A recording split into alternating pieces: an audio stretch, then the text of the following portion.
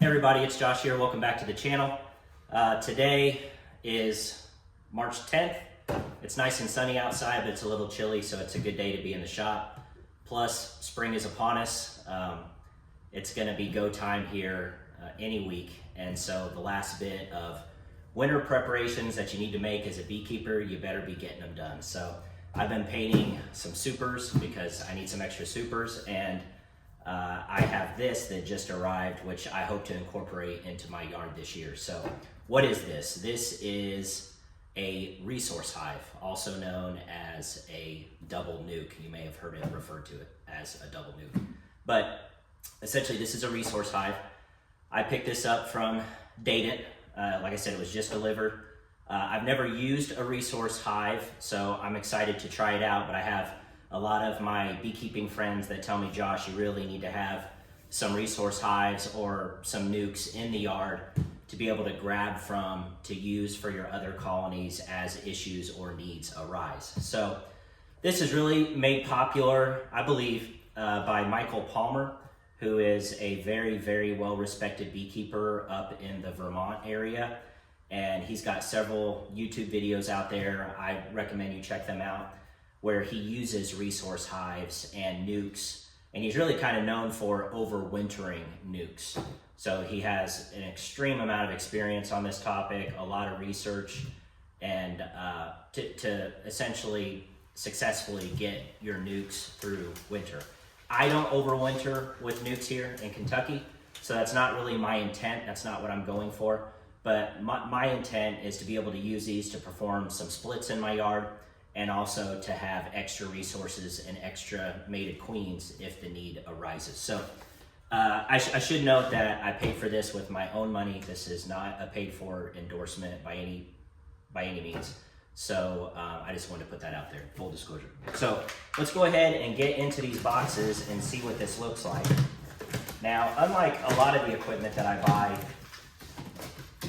these came fully assembled. So I do a lot of my own assembling here in the wood shop, but there was no option to buy these disassembled. I think, what did these retail for? I wanted to say, oh gosh, I'm trying to go off of memory here. Were they like 150, somewhere around there? You'll have to check Dayton's website. Not every supplier carries these. I found just a few of them, and there's subtle differences with each one, but I decided the Dayton ones looked pretty good, so I'm gonna give it a shot. So this is just one resource hive. So with that comes two inner covers, nuke inner covers, and then two nuke bodies. So two, and these are deeps, right? So these would hold a deep frame. Bodies. All right, let's see what's in the next box. And the next box is the lower deep. So let's go ahead and pull this out. Set it aside a minute. And the specially designed bottom board. So let's get this cardboard out of the way.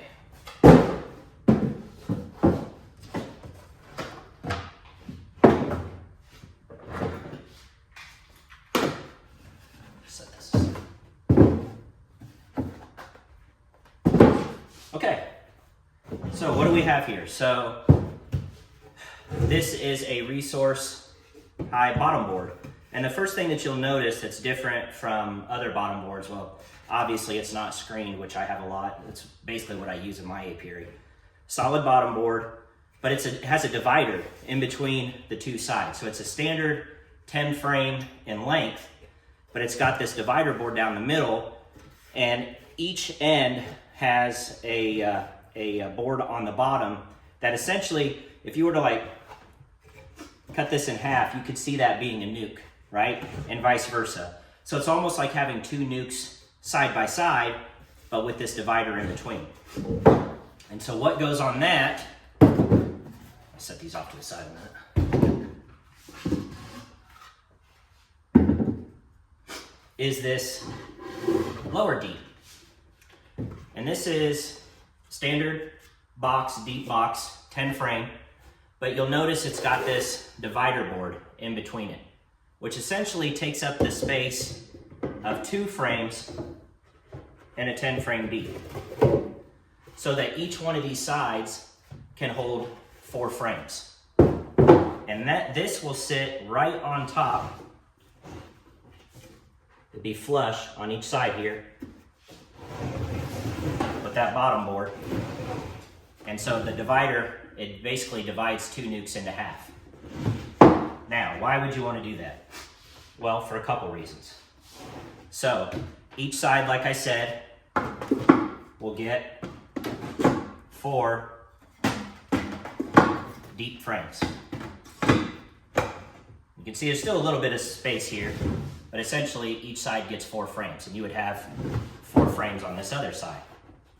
And so what this allows you to do is, let's say I have a couple colonies in my yard that are showing really good genetics. And what I mean by that is, let's say really good hygienic behavior, grooming, low mite loads naturally, that they're showing the ability to control Varroa destructor mite without miticides or without natural means like the removal of drone comb, or they're very gentle bees, prolific honey producers, all sorts of genetics that you're looking for that you may want to propagate throughout your apiary. You are able to take one of those colonies and take a couple frames of brood, open brood, okay, a frame of honey, and 1 frame of open drawn comb, which this obviously is not. This is just empty foundation without any wax on it yet. And you would put that open comb on the outside. You would put the 2 frames of brood, and it could be a mixture of open brood or capped brood. And you would put that in here, and then you would put 1 frame of honey or bee bread, pollen. You want food in here. And then you would allow your bees in here, the nurse bees and the worker bees, to then raise their own queen. They would immediately notice that they are queenless. You would keep the queen in the original colony, not in here. And you would let the bees raise their own queen. So they would immediately start to create, queen cups. Those would turn into queen cells, and then you would have 1 or 2 or more virgins that would emerge in here. Same thing on the other side. You can do this at the exact same time. So you can essentially perform 2 walk-away splits in this resource hive. So imagine this doubled over here. So a different colony that has really good genetics that you want to have more of in your apiary. You would put the same 2 frames of brood, 1 frame of food, 1 open comb, and let those bees raise that queen. And again, eventually each side here would have a virgin queen in there. As these bees started to build up and those queens go out on their mating flights and come back, naturally these nukes are going to start growing. And so that's what these empty nuke deeps are for. You would then stack these side by side on top of the bottom board. And these colonies are still completely separated. They cannot intermingle, which is fine. Now, which is what you want, obviously. But why does Michael Palmer use these? Because in the wintertime, especially up in Vermont where it gets really cold, having nukes side by side, the clusters will naturally form towards this middle wall and share that warmth throughout the wintertime. Not as big of a deal for me here. It doesn't get super, super cold in Kentucky. The bees would still do that. But I don't overwinter with nukes. Now, will I overwinter with colonies inside this resource hive if they're still doing well, come the fall time and I haven't stolen the queen from one to help another colony? Absolutely. This can be used, these can be overwintered here where it's even less cold, right? It would be even easier for them to overwinter. So again, now you have 2 sides here, 4 frames on each bottom. You can now put 4 more frames on each side. So now you have a total of 8 frames, 2 different colonies.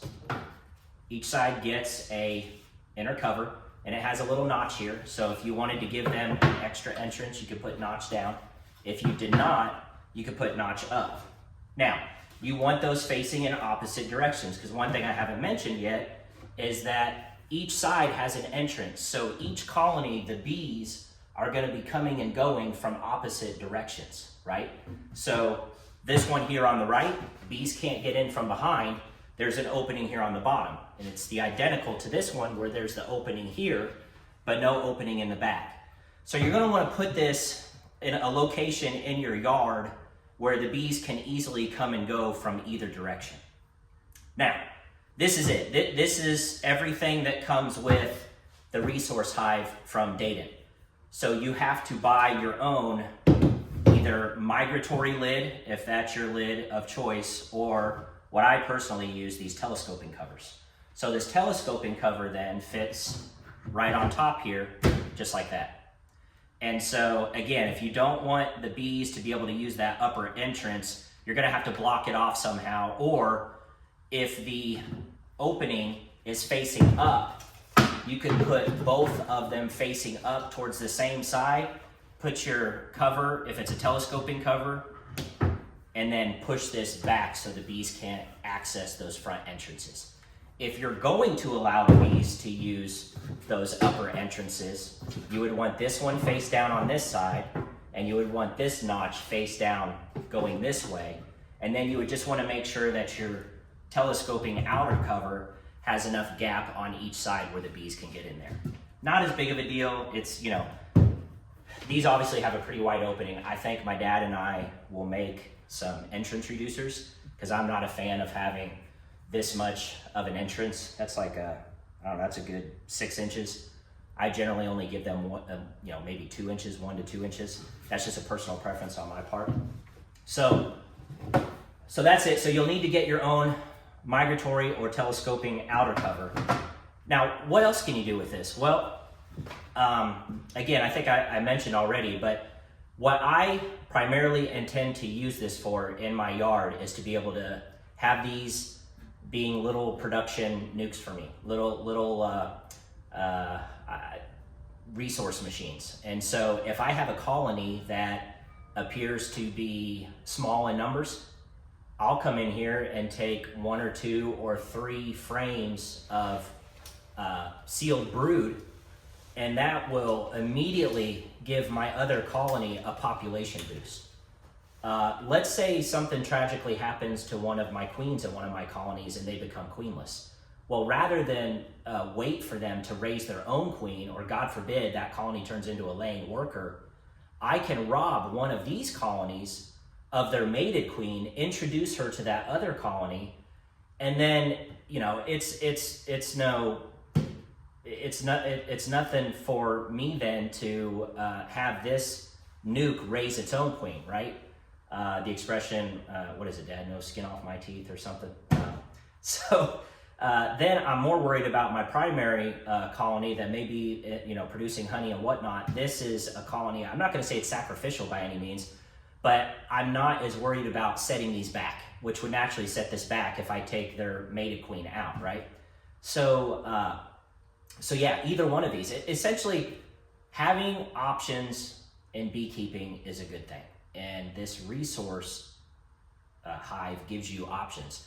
I was watching some videos from Kent Williams recently, and he was saying the same thing. He says, you know, essentially every beekeeper should have nukes or resource colonies in their hives. And I've had friends tell me the same thing, and I'm just now getting around to do it. It's not that I ever thought otherwise, it's just I'm just now getting around to do it, and I think it's going to pay dividends because I to this day I have never bought a mated queen. I've always asked my bees to raise their own queens. It's not that I'm against it, I just haven't done it. I just try to essentially raise my own queens, and so this will give me extra options because there has been times where I'm like, wow, I really wish I had a mated queen to put in this colony. Maybe it was a laying worker colony or something along those lines. And so I had to do combines, laying worker with a queen right colony, something along those lines. So again, just gives you a lot of options. Another thing that you can do on this is let's say both nukes take off, man, they're just exploding in numbers. They're doing great. They're kicking butt and taking names. And you need to give them more space. You can absolutely put a super on top of this. Now, here's the very important thing that you need to remember. You've got laying queens, mated queens in each one of these nukes. You got to put a queen excluder up here. So if you put a queen excluder on top, and I don't have one laying around here, but envision a queen excluder that I've just laid on top of this, then you can super up after that and put your honey supers in here. And the first question you're gonna say is, yeah, but aren't all the worker bees gonna intermingle? And the answer is yes. And my understanding from watching Michael Palmer is that that is perfectly fine. They will not fight or try to take each other out. They will actually work together. You have to keep the queen separate though. That's the secret. That's the secret to that. So, and of course, you could keep supering up. I mean, you could have these and you can put 3, 4 supers if the colonies are doing that well, and you don't need the resources at that time. So, yeah, so that's, I guess that's it in a nutshell. What I intend to do is I am going to paint these. Obviously, this is made out of pine, so you got to give it a good couple coats of paint. But what I'm going to do is I'm going to paint each side a different color. So I've got some orange here and I've got some white. So what I'm going to do is each side, you know, this entire side here is going to be orange, straight down the middle, over here, all the way around, all the way to the back. Even the bottom board is going to be one color, orange. The other side is going to be all white. So everything here straight down, bottom board, white. Basically, the color split in half. And you may say, well, why are you doing it that way? Because when these virgin queens emerge from here and they go on their mating flights, these two colonies are obviously extremely close together. You want those virgin queens to return to the correct colony, even though they're going to be facing in different orientations, which certainly helps. You don't want her getting confused and going around the back and going in the wrong hive. So bees can see, I believe, every color but red.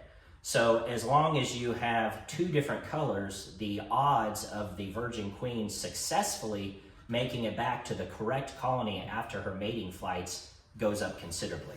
So that's why, you know, people have asked me, Josh, why are your beehives, you know, are they all different colors? Why do you have stickers on them and stuff like that? That is all in an effort to increase the odds of a mated queen successfully making it back to her appropriate colony and not getting killed by going into the wrong one. So that's the one of the few things in beekeeping we have absolutely no control over is when queens go on their mating flights and come back, and hopefully they come back to the correct colony.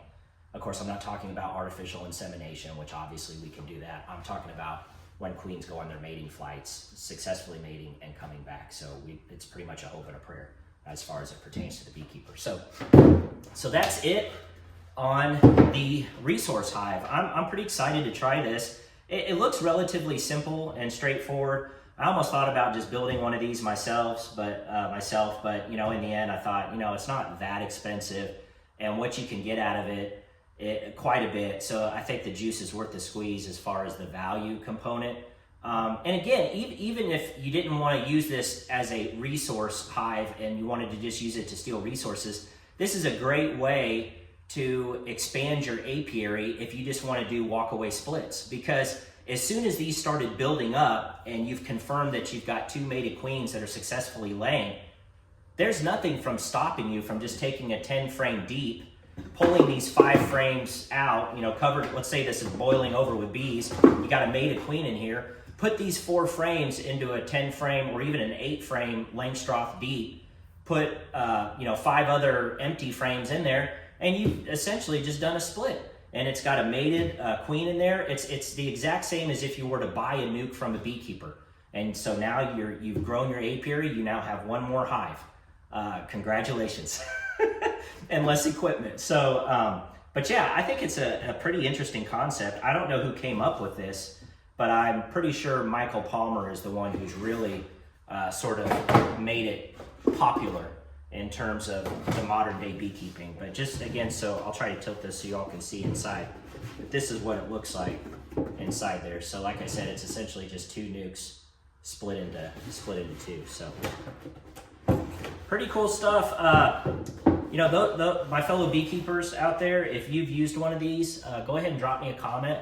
Let me know what you think of them, pros and cons, any pitfalls that I need to watch out for. Because like I said, this is the first time that I personally am going to be using these one of these out in my apiary. But if it works like I think it is going to, I may end up buying, you know, a couple more of these. That way I can always have 4, 5, 6 smaller resource colonies that I can just keep grabbing from if need be. And any sort of extra honey would just be icing on the cake, really, in terms of putting supers on them.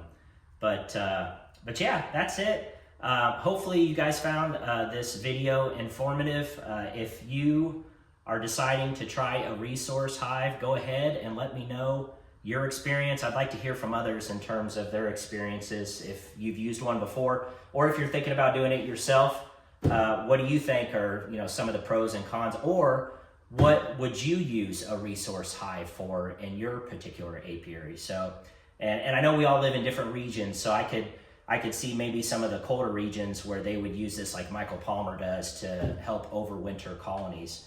I don't think I'm going to use it for that purpose, but again, if bees are in here, I'm not going to take them out. I'm going to leave them in and we'll overwinter in a resource hive and see how they do. So I think it could be a little tricky with feeding, you know, syrup. I don't know. I'm going to have to think about, you know, would I buy some extra empty nukes and put some syrup, maybe an upside down mason jar in there? Because if you watched any of my other videos, I only feed internally. I don't do that open feeding or outside the hive feeding. I just think it's too much of a gamble with robbing. So if I'm going to overwinter these, I'm going to have to think about my strategy on feeding. I think, you know, Hive Alive, the fondant is easy enough. You just put those directly on the frames, but I'm going to have to think, because I use those Vivaldi boards, I'm going to have to rethink about quilt boxes, or what would I do on top of these nukes and how would I keep them separate. I may have to buy something additional, but I'll cross that bridge when I come to it. Right now, I'm just focused on getting these painted and getting them out in the yard and getting them ready for when we'll be doing splits here within a couple weeks. It's not time yet. It's still a little too cold. The weather hasn't been great for virgins to go on mating flights, and quite simply, there's not enough drones around. Now, that's going to change in about a couple weeks. So towards the end of March and the beginning of April is going to be prime swarming season, and there's going to be plenty of drones around, and the weather's going to be a lot nicer. And it'll be time to do a couple of those splits, and I'll be sure to record a video of me splitting a couple of my really good colonies that I want to make sure that those genetics continue within my apiary, and I'm gonna put those right here. So like I said, hope you found this video informative. If you did, make sure you give it the thumbs up, and I'll see you on the next one.